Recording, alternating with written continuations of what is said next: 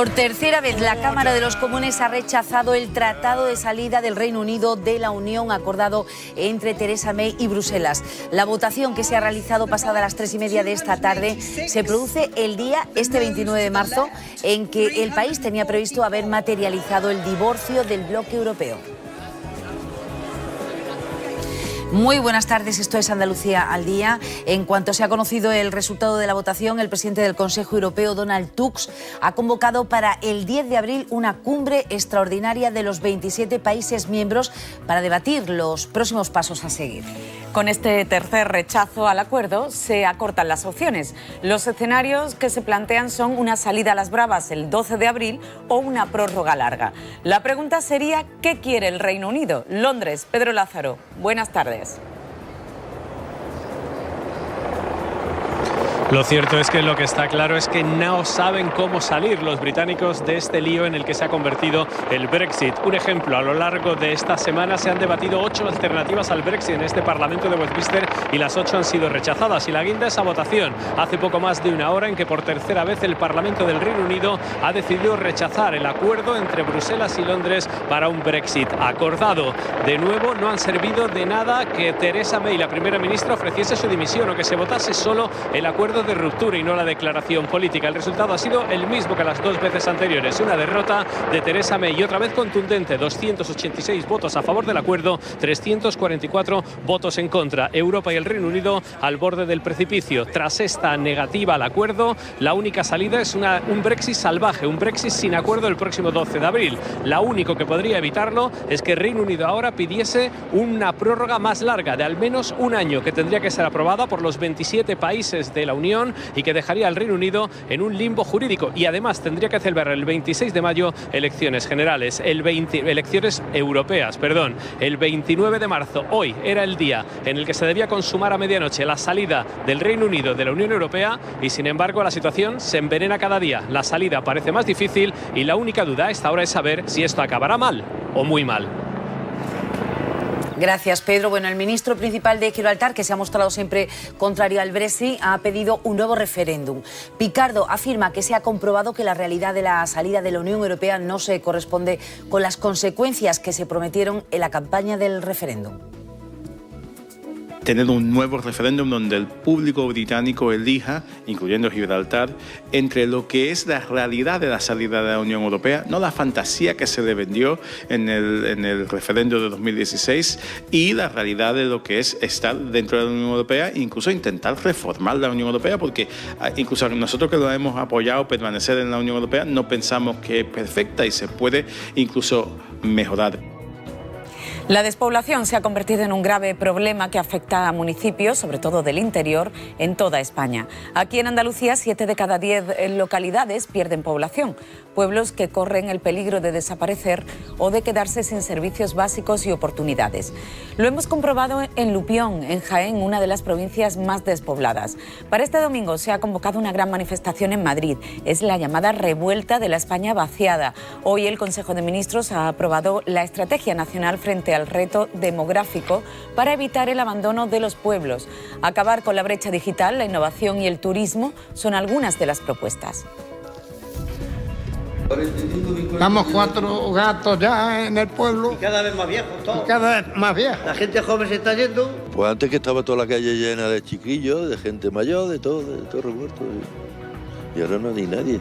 Esta es la calle principal y vivimos 11 vecinos. Porque los pueblos lo hacen los críos. Pues ahora, de antes que estábamos un montón, ahora que hay 17 o 18 críos, pues ya está. De mi quinta, que es el año 77, seríamos unos 15 y en la actualidad nadie vive aquí. También el Gobierno ha aprobado hoy la oferta de empleo público más amplia de la última década. Saldrán casi 33.800 plazas, la mayoría de ellas de la Administración General, donde el Gobierno prevé que la mitad de los funcionarios se jubilarán en los próximos 10 años. También se reforzarán las fuerzas y cuerpos de seguridad del Estado. Esta convocatoria será la primera en la que el VIH, la celiaquía, la diabetes y la psoriasis ya no serán motivo excluyente para acceder a una plaza pública. Este Gobierno sigue apostando por la prestación de servicios a la ciudadanía, por el empleo público y por un mayor grado de igualdad en la administración pública y en la sociedad, poniendo en valor a los empleados públicos como el principal activo con el que cuenta precisamente el Estado. El fin de semana se presenta muy inestable en el sur y en el este de Andalucía. Mañana sábado la nubosidad irá aumentando de forma notable en ambas zonas, con algunas lluvias en el estrecho y en puntos de la costa mediterránea. Las temperaturas mínimas subirán ligeramente y las máximas se mantendrán sin cambios. Los vientos de levante seguirán soplando con mucha fuerza en la costa atlántica de Cádiz, en el estrecho y a orillas del Mediterráneo, donde se mantendrá activo el aviso amarillo por fuerte oleaje. David Bisbal hace su primera incursión en el cine. Suya es la banda sonora de la película de animación El Parque Mágico, que se estrena el próximo 12 de abril. Tú eres la magia es el título del tema principal del largometraje que Bisbal ha grabado en Estados Unidos. Si puedes tú, puedo yo.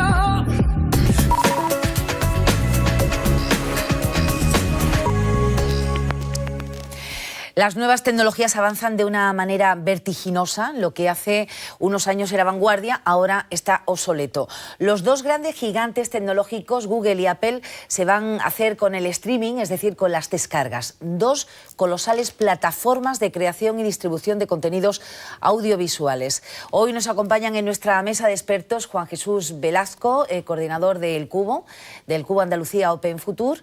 Muy buenas tardes. Muy buenas. Y Ramón Alberca, que es investigador de mercados. Bienvenidos a los dos. Maripa? Buenas tardes. Bueno, ¿qué significa y qué supone la irrupción de estos dos grandes colosos en el mercado?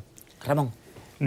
Bueno, básicamente es un nuevo cambio de paradigma en todo lo que es el mercado de la distribución audiovisual. Hace no tantos años teníamos muy pocas ofertas de canales de televisión y, bueno, si queríamos hacer algo más, pues teníamos que recurrir a alquilarlo, un videoclub. Ahora no, ahora tenemos información, un acceso a la información mucho más fácil a cualquier hora, en cualquier momento, desde la comodidad de nuestro sillón. Y no solamente a través de alquileres de contenido, sino también contenidos en directo a través de contenidos en directo y también pues de otras series y de otras películas que lo puedes descargar y verlo desde la comodidad de tu casa. Bueno, el mundo del streaming, es decir, las descargas de videojuegos, de series, de películas, de programas, se han convertido en la gallina de los huevos de oro, ¿no?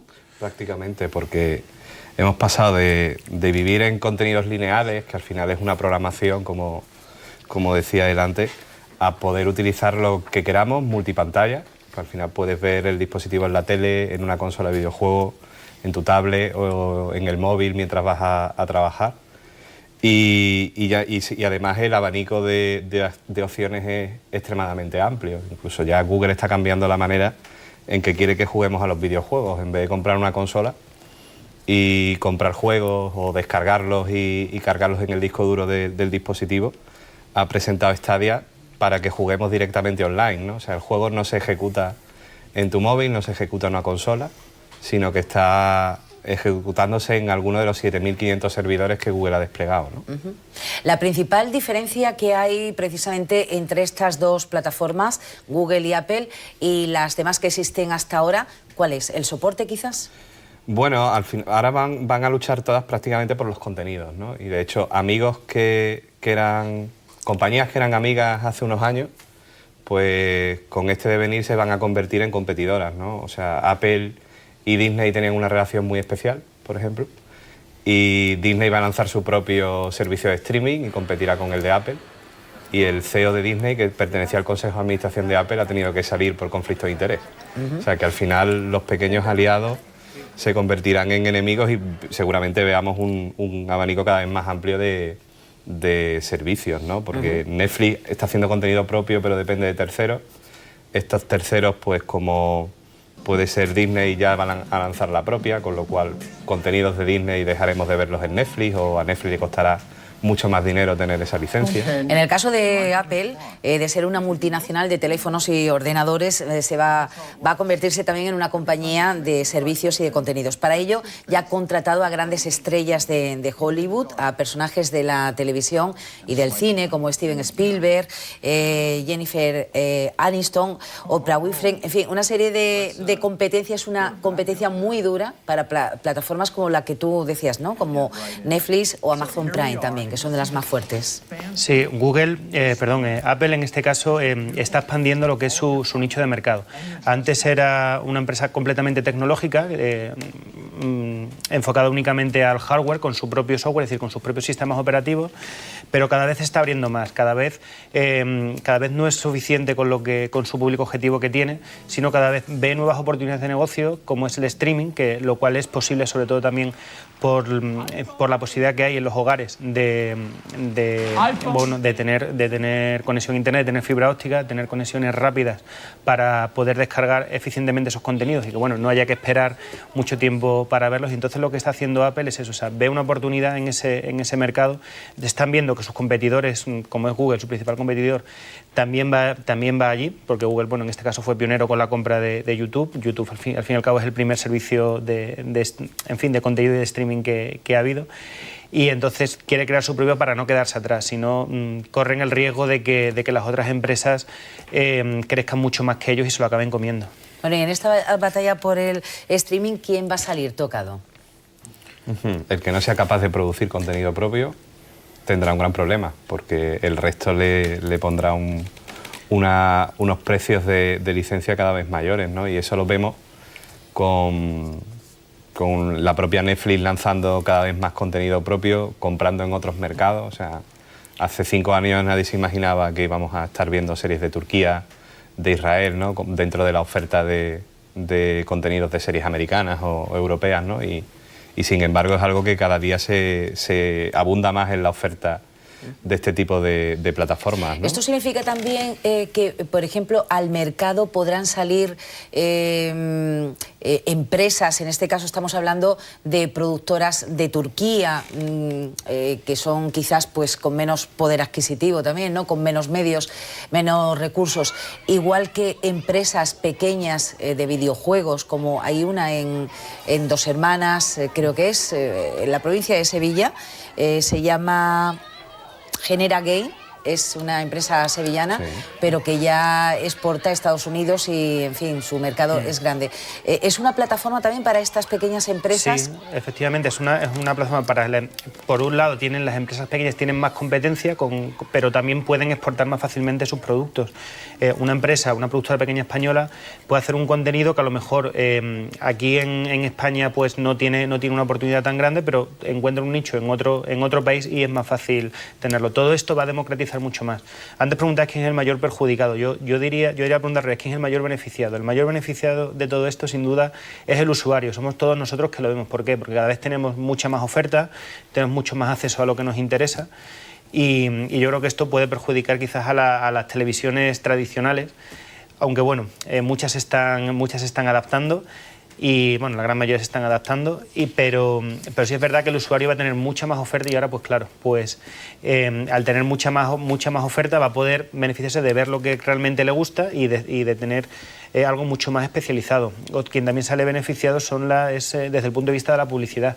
Al ver un contenido mucho más especializado para una persona, las agencias de publicidad pueden afinar mucho mejor en su público objetivo al que quieren hacer llegar un mensaje. Bueno, hasta ahora una de las plataformas que más éxito tiene es Netflix, que es una de las más fuertes, Google y en este caso Apple. Va a ser con la que mayor tiene que competir, ¿no? Más carne tiene que echar en el asador. ¿Con qué armas cuenta Apple a diferencia de Netflix, por ejemplo? Bueno, yo creo que van a competir y van a cooperar, ¿no? Que es una paradoja que se va a dar mucho. ¿Y eso cómo se come? Sí, porque, por un lado ha lanzado su propio servicio, que Apple TV Plus, que ha presentado, pero a la vez presentó otro servicio, que era Channels, que era precisamente un agregador de ofertas. Es decir, al final un usuario puede estar suscrito a Apple TV Plus, puede tener Netflix, puede tener HBO, puede tener Hulu, que es uno que opera en Estados Unidos, puede tener Amazon Prime Video, y llega un momento en que no sabes qué hay en cada servicio, ¿no? Y precisamente esa capa de valor de sabiendo tus gustos, qué es lo que te podría recomendar de cualquiera de los servicios a los que estás suscrito, es el otro puntal donde Apple se quiere apoyar, ¿no? Yo no me importa que haya competidores porque, bueno, tengo mi alternativa, pero además te voy a guiar cuál tienes que ver, ¿no? Que puede ser que probablemente te recomiende más la mía, ¿no? Que es una opción, ¿no? Y luego, por otro lado, pues si eres capaz de captar a Steven Spielberg, que no es precisamente muy amigo de Netflix, pues sabes que vas a competir a producciones exclusivas, ¿no? Sí, al fin y al cabo, lo que él dice, las producciones exclusivas va a estar donde va a ser donde se va a jugar todo, el éxito de alguna serie concreta. Es muy curioso, por ejemplo, el caso de HBO con Juego de Tronos, que lo tiene solamente compartido con Movistar Plus, en este caso, pero bueno, HBO puedes ver todas las temporadas, Movistar Plus solamente la última. Pero al fin y al cabo el éxito va a ser, yo creo que sobre todo en este primer momento, que es el momento de más expansión, de que la gente está empezando a tener televisión de pago a través de Internet. 1 de cada 3 hogares con acceso a Internet, según la Comisión Nacional de los Mercados y la Competencia, su último estudio. Y ese contenido exclusivo va a ser clave, porque la gente se va a decidir por contratar uno u otro, a lo mejor porque quiere ver una serie en concreta. Luego, al fin y al cabo, para todos tiene el día 24 horas y a lo mejor no todo el mundo tiene tiempo para ver todas las series que quiera. Entonces tendrá que elegir dónde está su favorita y si alguna la tienen exclusiva, seguramente será por la que se decida esa persona. Bueno, y precisamente para tener toda esa información, Google y Apple ya tiene bastante experiencia en ello, en la comercialización de contenidos, y ha acumulado datos de sus clientes, con lo cual tiene una idea clara de lo que prefieren cada segmento, ¿no? Sí, de hecho, dicen incluso que se puede automatizar casi la trama de una serie, ¿no? En base a lo que los usuarios... A las preferencias, ¿no? Claro, y lo que han visto previamente, ¿no? Al final lo que ves en Netflix, cuando llegas y lo arrancas, no es lo mismo lo que puede ver él, ¿no? Porque depende en base a... O sea, lo que el has visto concepto antes. de la creación también, la creación de obras, de películas, de series, también va en función de eso, también cambia ese concepto, ¿no? Hay un caso muy curioso que es la serie estrella de Netflix, de House of Cards, la versión americana. Había una británica un poco antes, pero la versión americana invirtieron muchísimo dinero porque sabían perfectamente quién tenía que ser el actor, sabían perfectamente que el actor tenía que ser Kevin Spacey, el protagonista, sabían perfectamente cómo tiene que ser la trama, cómo se tiene que desarrollar, porque sabían perfectamente que iba a gustar. O sea, ellos hicieron una inversión muy grande en esa serie, no tuvieron ningún problema en cuanto a presupuesto, porque sabían a través del análisis que habían hecho de sus usuarios de Netflix que iba a ser un exitazo. Un estudio de mercado exhaustivo, ¿no? Sí, exhaustivo, basado básicamente en el comportamiento del usuario. Es curioso porque en Netflix quizás es uno de los casos más típicos de buen uso de toda esa gran cantidad de información, de Big Data y de esa inteligencia artificial, porque a cada usuario no va a ser, incluso para la misma serie, no va a ser igual la foto que me muestra a mí que la que le muestra a él, que quizás la que te muestra a ti, porque sabe perfectamente qué es lo que más te puede enganchar. La aparición hace casi 20 años de Google News, Google Noticias, cambió absolutamente la forma de acceder a la información de los usuarios. A partir de aquí, la prensa de papel casi ha dejado de existir. Los ciudadanos, leemos los periódicos a través de Google. ¿Esta nueva industria de contenidos va a suponer también una nueva revolución? Sí, yo creo que la filosofía es la misma que la que está pasando ahora con la televisión, la que pasó con los periódicos. La única diferencia es la tecnológica. Hace falta mucho menos transmisión de información para emitir una noticia, que son pocos bits, que para emitir un contenido en alta definición, en 4K, a través de Netflix. Aplicando la misma filosofía, que es la comodidad del usuario, el poder verlo desde tu sofá, desde tu casa, desde tu ordenador, hace 20 años en las noticias de una noticia, pero ahora, como la tecnología lo permite, es lo que está haciendo que se desarrollen, cada vez tengan más presupuesto, porque también las infraestructuras públicas lo permiten. Las redes de fibra óptica han sido muy importantes. Cuando finalmente llegue el 5G, también va a ser muy importante para poder esos mismos contenidos en muy alta definición desde los dispositivos móviles, desde tu playa, desde tu balcón o desde donde tú quieras. Incluso también comentaba nuestro compañero Agustín, que es asiduo también a esta mesa de expertos, desde cualquier superficie incluso se iba a poder tener acceso a contenidos. Ahora mismo parece algo como lejano, pero está más cerca de lo que pensamos, ¿no? Porque, como decía al inicio, las nuevas tecnologías avanzan que da un tanto de vértigo, ¿no? Sí, a medida que avanza la tecnología, a medida que lo va permitiendo, es algo que al público le gusta, porque no todos esos avances en tecnología al público le gustan. Tenemos los casos de quizás a lo mejor de la tecnología de la televisión en 3D o de la pantalla curva, que bueno, que son cosas que se lanzan, no terminan de cuajar y luego se retiran. ¿Por qué? Porque bueno, luego al final hay una supervivencia, o sea, se queda el que realmente se adapta a las necesidades del consumidor. Bueno, y hablando de adaptarse, con esta nueva industria de contenidos, la televisión tal y como la conocemos hoy, el concepto de televisión con distintos canales, con una programación concreta que es la que te ofrecen, parece que está abocada a desaparecer, ¿no? O no sé si desaparecer, pero por lo menos cambiar, ¿no? O sea, ya nos es difícil a veces seguir horarios, y yo creo que la televisión de pago, que se basa en conexiones de datos, ya empieza a darte algunos indicios, ¿no? Cuando llegas tarde a un programa y tienes un botón de verlo desde el principio, cuando ha terminado un programa y sin embargo puedes ver lo que se ha emitido en los últimos 7 días. Sí, las propias televisiones se están adaptando a que la programación lineal seguirá, porque bueno, hay gente que todavía no ha cambiado de hábito de consumo, pero que la programación a demanda es algo que cada vez pisa más fuerte, ¿no? Y probablemente lo siguiente sea la programación puramente interactiva, ¿no? Que Netflix ya hizo un experimento con Black Mirror, que podías elegir por dónde se desarrollaba la trama. Y ahora parece que están contratando precisamente diseñadores de videojuegos porque quieren hacer más series interactivas. ¿Tú querías apuntar algo, parece? Sí, no, bueno, es que eso es, la verdad es que es muy interesante el tema del interactivo. Al fin es eso, al final es que hacer un videojuego pero con una película, y algo que pueda parecer lúdico, que a lo mejor la gente que parece que es algo solamente para niños y demás, cada vez se hace más para los adultos, y eso lo vemos a través de las televisiones. O sea, en un momento que tú puedas elegir tu propia historia. Y lo que quería apuntar sobre el tema, que al final las televisiones, por lo que yo percibo, es que van a tener su sitio como todo. Al final la televisión no se cargó la radio, ni la radio se cargó el periodismo. Yo creo que al final la televisión va a tener que adaptarse a lo que va a poder ofrecer, que va a ser más difícil a través de estas tecnologías, que va a ser pues sobre todo las noticias, el contenido de actualidad, la información en directo. Eso te iba a decir, en el caso, por ejemplo, de nosotros, de los informativos, ¿cómo nos podemos reinventar? ¿Cómo podemos acceder a ese nuevo mercado? Ahora mismo en las principales, la siguiente apuesta a través de estas plataformas de pago por streaming, a través de Internet, va a ser a través de los contenidos en directo. Básicamente lo que tendrán que hacer los canales los canales tradicionales y esos servicios informativos tradicionales sería directamente estar. No pensar que este nuevo es un competidor, sino que puede ser un aliado para llegar a más gente. Si al final el objetivo es hacer llegar el mensaje a la población, hay que aprovechar el canal. O sea, que no tienen por qué ser a través de la televisión, de las ondas tradicionales, sino a través de ese momento. Pero bueno, ya se está haciendo. O sea, muchos hablan de Netflix, pero por ejemplo, en España la que más hogares tienen contenidos por streaming no es Netflix, es Movistar Plus. Movistar Plus, según este estudio que he comentado antes de la CNMC, Movistar tiene 2,2 millones y Netflix tiene 2 millones. O sea, se puede decir que es casi un empate, pero bueno, otra vez, por ejemplo, la mayoría de las televisiones sí que están en esa profundidad de contenido de Digital Plus, que se puede hacer, pues bueno, si llegas tarde un programa, verlo desde el principio, si a lo mejor puedes ver el del día anterior. Todo eso parece que no, pero eso es lo que tienen que hacer las televisiones, es decir, estar ahí, no planteárselo como un competidor, sino como un aliado. ¿Y vosotros qué veis como principal apuesta de estos dos grandes gigantes, Apple y Google? ¿Qué es lo que principalmente ofrecen con respecto a las otras plataformas? Porque algo distinto tiene que haber para que los usuarios prefieran uno antes que otro, ¿no? Sobre todo variedad. Claro, el catálogo de contenidos. Porque el soporte, perdón, ¿sería el mismo?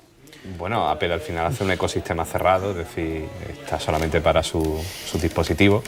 Google es para su plataforma, que al final, bueno, es multifabricante, que eso al final es una manera de segmentar, ¿no? Pero bueno, Google ha tirado por la senda del videojuego, que hasta ahora nadie estaba lanzándose por ahí, y tiene en su punto de mira el mercado de las consolas, o bueno, el de la consola virtual ya en este sentido, y Apple ha tirado por algo mucho más tradicional. O sea, que por ejemplo, un juego, no sé si esto es así, es una pregunta, un juego de la PlayStation se podría descargar a través de Google o de Apple si es que lo tienen dentro de su oferta, bueno, y hacerlo. Bueno, tú ya lo haces, o sea, tú ya descargas un juego, puedes comprarlo físico, puedes comprarlo en la consola, y que lo que hace es descargarse a la consola. La alternativa que ha presentado Google es la posibilidad de que no lo tengas que descargar, que lo compres, y a los 5 segundos ya estás jugando directamente sobre la nube. Y desde cualquier aparato, móvil, es decir, móvil, desde tablet, tu ordenador, desde tu televisión. Antes había que hacer una inversión en una consola que, en fin, que no era algo barato. Y entonces, claro, te limitaba mucho a jugar a los contenidos, a los videojuegos que están en una consola determinada. Ahora es como todo, ahora todo se abre.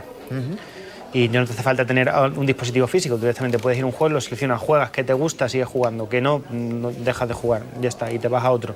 Al final la variedad y donde está la clave es la cantidad de contenidos, el acceso a mucha mayor cantidad de todo tipo de contenidos, y que va a hacer que el usuario esté cada vez haciendo lo que más le gusta y lo que más le interesa, que es lo importante. Bueno, terminamos aquí, ya se nos acabó el tiempo. Juan Jesús Velasco y Ramón Alberca, gracias por habernos acompañado. Hasta la próxima semana. Hacemos ahora una pequeña pausa y enseguida Ángel Gámez y su equipo nos traen la actualidad del deporte. Nosotros volvemos con un nuevo resumen informativo a las 6:15. Hasta luego.